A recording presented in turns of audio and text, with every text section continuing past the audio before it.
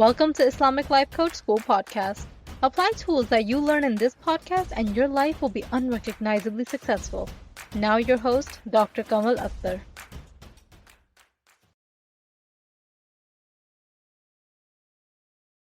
Hello everyone. Peace and blessings be upon all of you. Very interesting topic that we're going to talk about today. Out of many feel-good neurotransmitters, there's one called dopamine that gets released in anticipation of reward. Meaning when you anticipate pleasure, that's when dopamine surges the highest. As per usual, humans have engineered life in a way that provides an intense, unnatural surge of dopamine. Sugar here is the biggest culprit.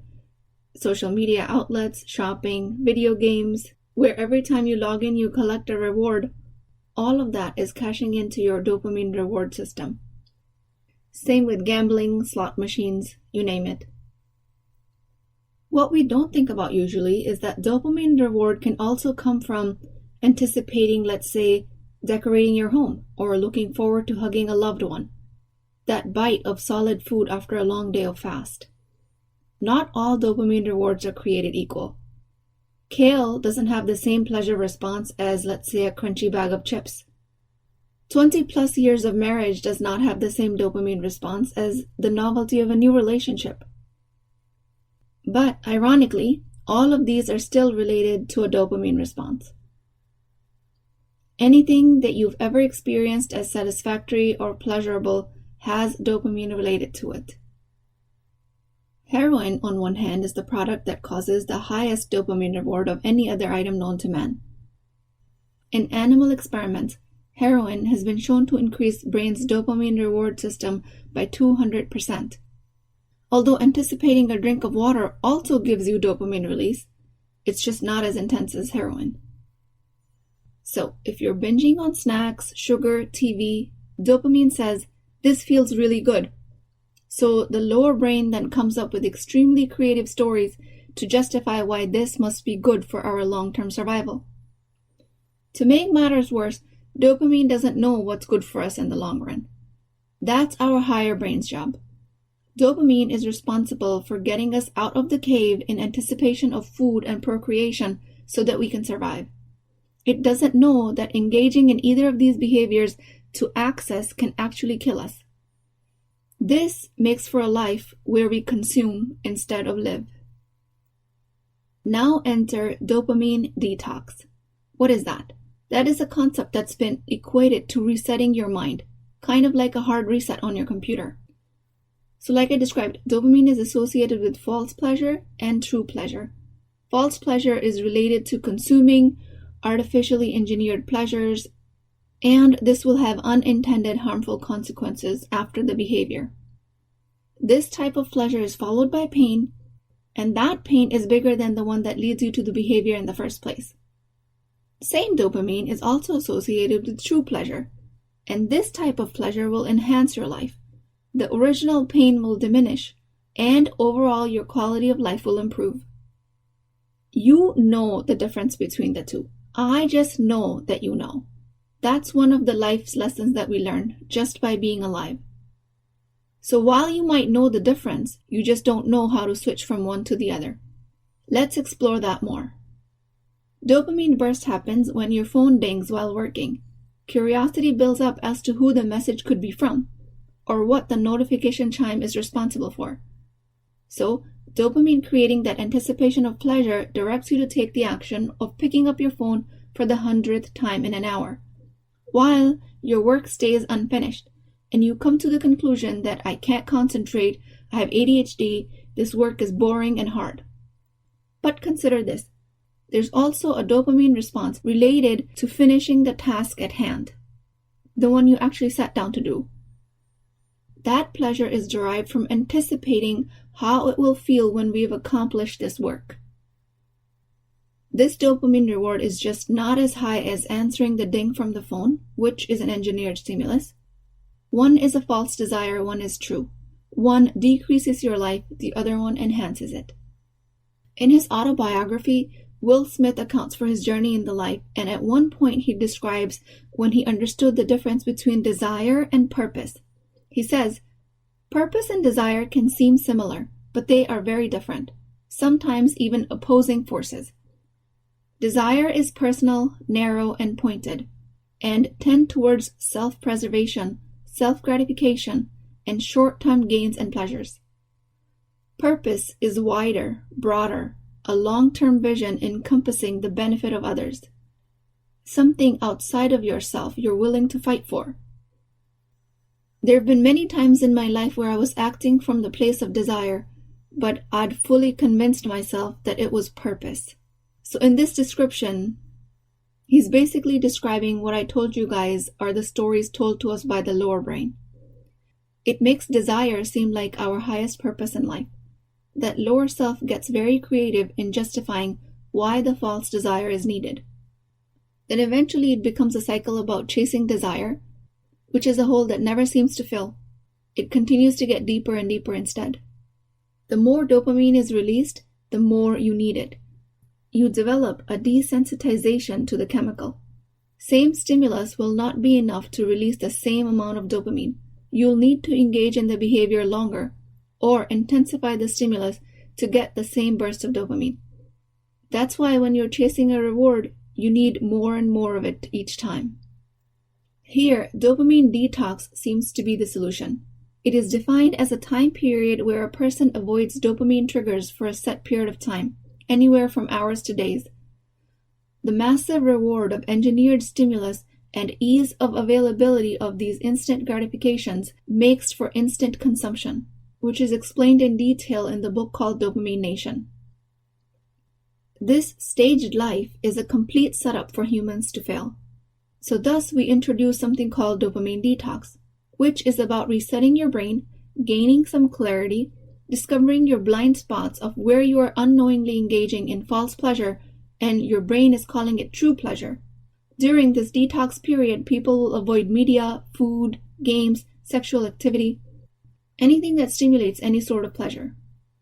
In the Harvard Health blog, article titled Dopamine Fasting, it is described that Dr. Cameron Sipa, a California psychiatrist who coined the term dopamine fasting, which is now referred to as dopamine detox just because it's more catchy.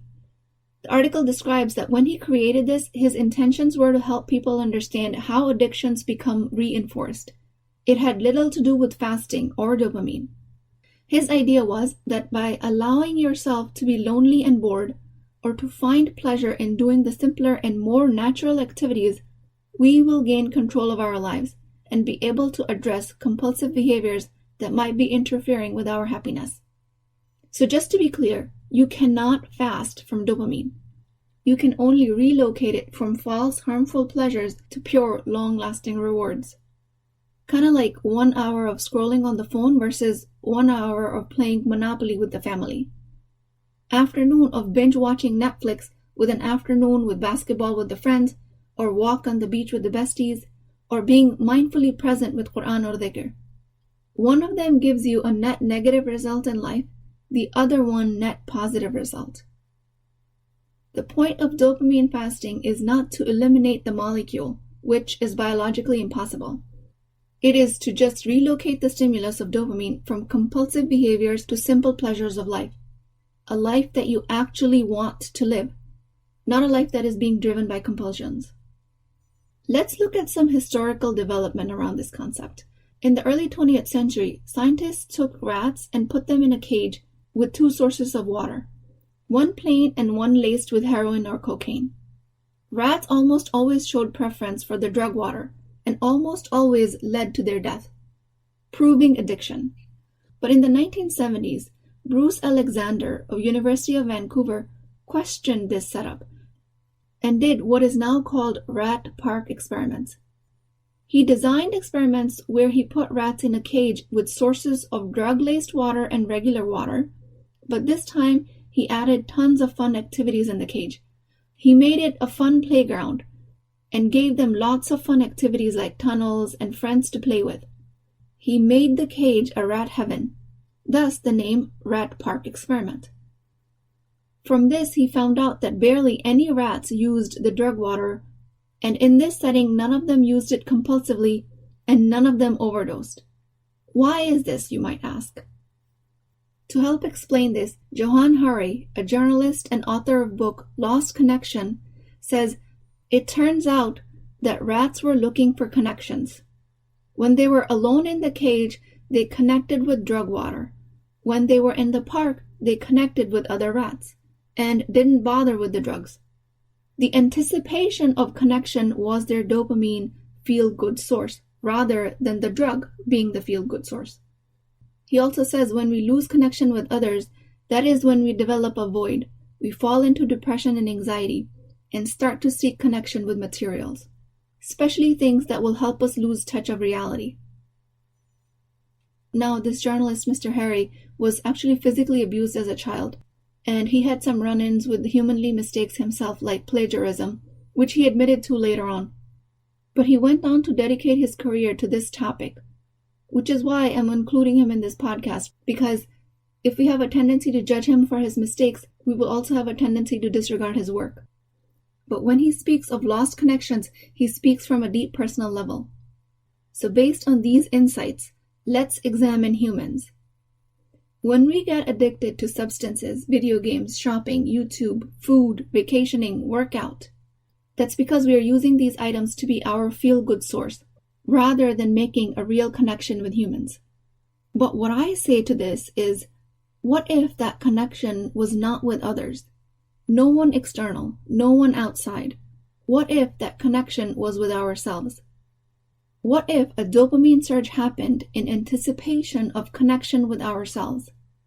And I'm suggesting not only is that possible, that is the primary purpose of dopamine detox as it is prescribed to us, especially through fasting in the month of Ramadan, when we voluntarily give up all of these pleasure stimuli. Ramadan and dopamine detox. Now that's a catchy title. But let me explain why I go this route. You cannot find your connection with God if you haven't connected with yourself. In a Hadith Qudsi, Prophet Muhammad ﷺ says, Allah Almighty said, "I am as my servant thinks I am." So finding that connection with yourself will reflect what connection we then project onto Allah. Author A. Halwa says in her book Secrets of Divine Love, "By its very nature, parts of Quran will trigger you, because this revelation is like a pure mirror. You see in it what you bring to it. If you come with hatred and separation, you will see hatred of your own heart reflected back to you. If you come reflecting divine qualities of love, mercy, kindness, majesty, you will experience the taste of God's beauty." So this is very much about nurturing your divine qualities of love, mercy, and kindness to yourself, and then recognizing the love of Allah.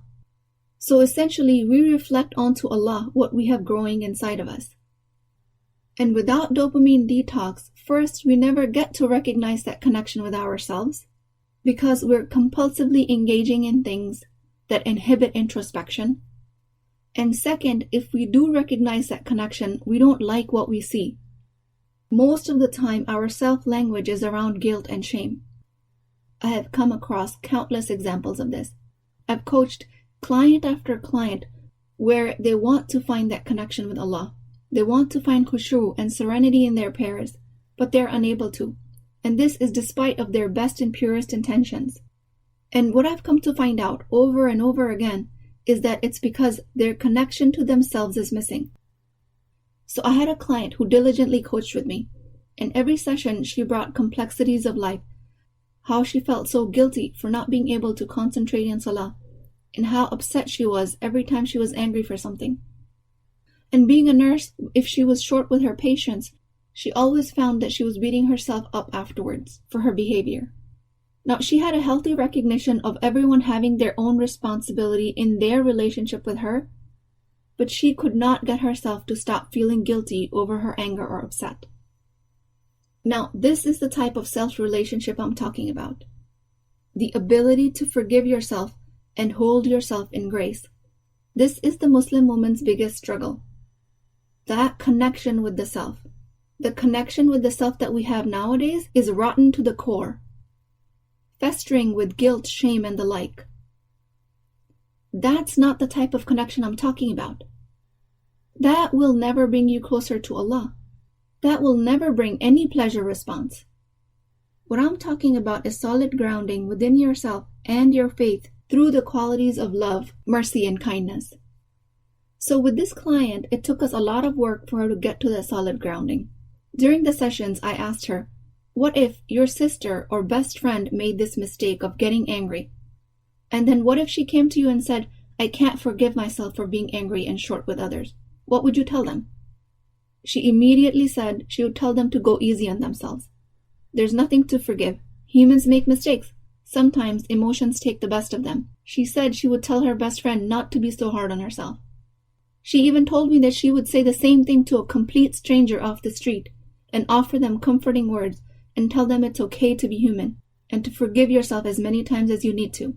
To which I replied, and yet here you are unwilling to do that for yourself. That was followed by a long pause and the familiar look of cognitive dissonance on her face, and then something clicked. She had gotten really good at practicing a broken relationship with her. The same broken connection that we seek to mend with substances of the world. If you can repair that relationship, all of the external will become inconsequential. If you can find your dopamine surge in that connection with yourself, you will automatically connect to Allah. I mean automatically. And the reason is that giving yourself that forgiveness, that grace, you are resurfacing your soul. And that soul is your direct connection to Allah. When you give yourself unconditional love, you're holding your soul in the highest regards, and there is no other way out but straight to Allah. And with that, I don't mean don't correct your mistakes. I just mean you can't punish yourself out of it. Because so many of us try to find that connection with God by judging ourselves for being human. And that judgment is Shaitan's best trick. All it does is veil your soul and bury it deeper and deeper. And then you beat yourself up more for not being able to find serenity in your prayers or making any other humanly mistake. So in the rat park experiment, when the rats preferred connection with others over drugs, humans do the same thing. Except we are more complex than rats. We have the ability to introspect. We can think about our thinking. We can identify ourselves as individuals.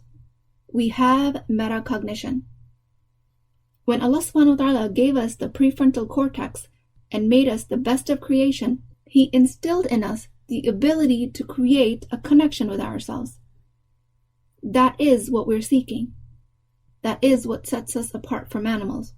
And when we beat ourselves up for our natural shortcomings, and those might look anything like getting all the practice exam questions wrong, or not showing up fully as a leader, or not having clean uniforms for kids because we forgot to run the dryer, or just binging on healthy food when we told ourselves we wouldn't.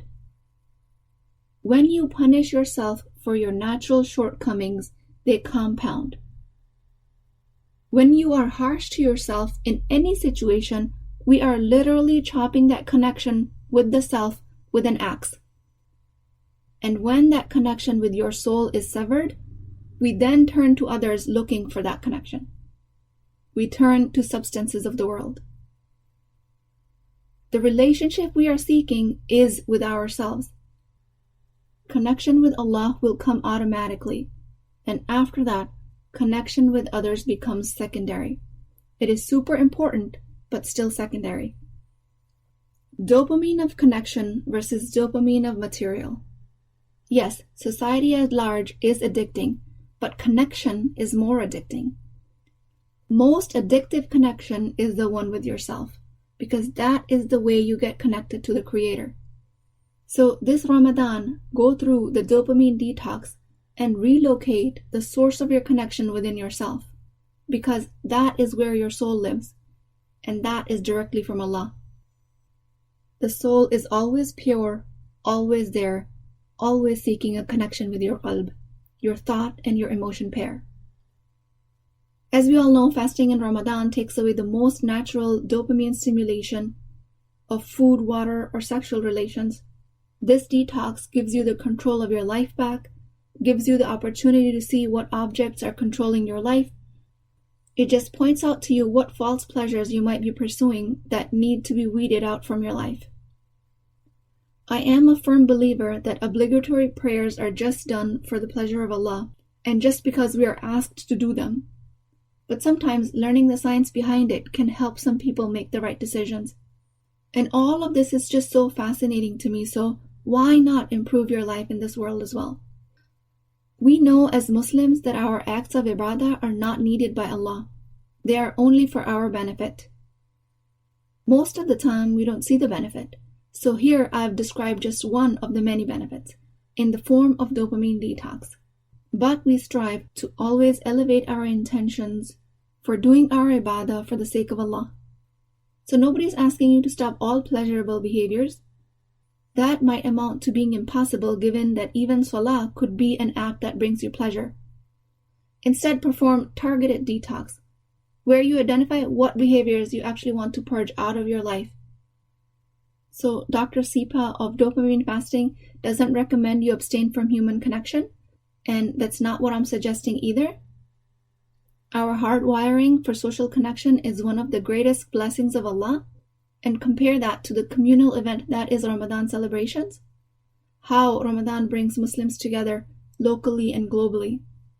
And Dr. Sipa also says in his work that the 6 compulsive behaviors that may respond to dopamine fast are emotional eating, excessive internet usage and gaming, gambling and shopping, acts of sexual nature, thrill and novelty seeking, and recreational drugs. But he also emphasizes that dopamine fasting can be used to help control any behaviors that are causing you distress or negativity in your life. And when you're actively in dopamine detox, just the idea of giving up the temptation can be frightening, because when you do give it up, you'll have to face the feelings that you're trying to suppress. That is the core of the problem. That is the work here. When these feelings and doubts surface, you write them down, you bring them to coaching, you recognize that that is your roadblock, and actively try to solve it. If you don't address these core beliefs, then chances are that the dopamine detox period will become a time to just grind through, and the same pre-detox behaviors will resurface afterwards because you didn't address the root problem. You'll go back to avoiding and escaping. You'll know it has been a successful detox period when you have a sense of control and empowerment that comes from being in integrity with your highest self, your soul. In some sense, the modern wellness industry might have changed this concept into another lucrative profit-making proposition, but I see a lot of good in this technique. I mentioned this book earlier, but in her book, Dopamine Nation, Dr. Anna Lamke asks us to utilize out-of-sight, out-of-mind concept. If you're addicted to TV, lock up the remote or pull the plug out. Next time you're compulsively sitting down to watch TV, you'll have to take the extra steps to turn it on. That will act as a deterrent. Some people even cut the cable off, like physically cut the wire. But she proposes this solution after pages and pages of describing more long-lasting solutions. Things that I've mentioned here in this podcast. Practice mindfulness to the present. Process emotions rather than escaping them. Because if you don't know how to address that, you will find a way to get that remote. You will repair the wire and find yourself sitting in front of the TV in no time. I do believe dopamine detox is necessary in this world because this way we get to abstain from pleasure rewards, so then we can break the cycle of constant compounding effect. This is the way to escape the noxious cycle. All desire can be linked to dopamine, even the desire of connection. In Islam, we are not told to fast from connection. We are actually encouraged to create it. Use the act of ibadah of fasting to relocate the source of your dopamine to something as pure as experiencing the love of Allah. There is no dopamine hit stronger created in this world. I say that with full conviction, but I cannot demonstrate it with words. You have to experience it. So with that, since you're more educated on this topic, given that dopamine detox is not at all about detox, because you actually cannot get rid of this molecule, it is just about readjusting priorities and training your mind to visualize your highest goals.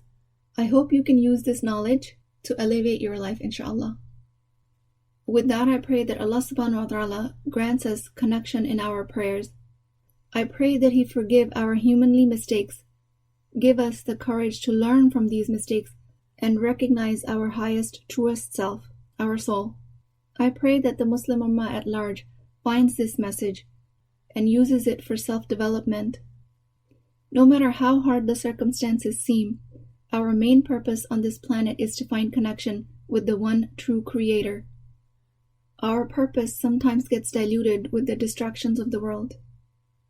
I pray that we use Ramadan, fasting, and all of acts of ibadah as a detox to purge out all of the false desires.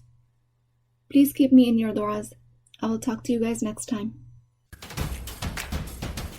If you're interested in getting coached by me, I'm offering a very affordable opportunity to do that with Wisdom Wednesdays. This is not a course, not a lecture. This is an opportunity for live coaching, real change with Islamic adab and etiquette. You do not need more information. You actually need a space to create change. At $19.99 a month, which is the price of takeout dinner, you as a Muslim woman will create confidence, intimacy, and connection without shame or fear of judgment, because your privacy is my highest priority. So join at www.islamiclifecoachschool.com, resources, Wisdom Wednesdays. I'll see you inside, inshallah.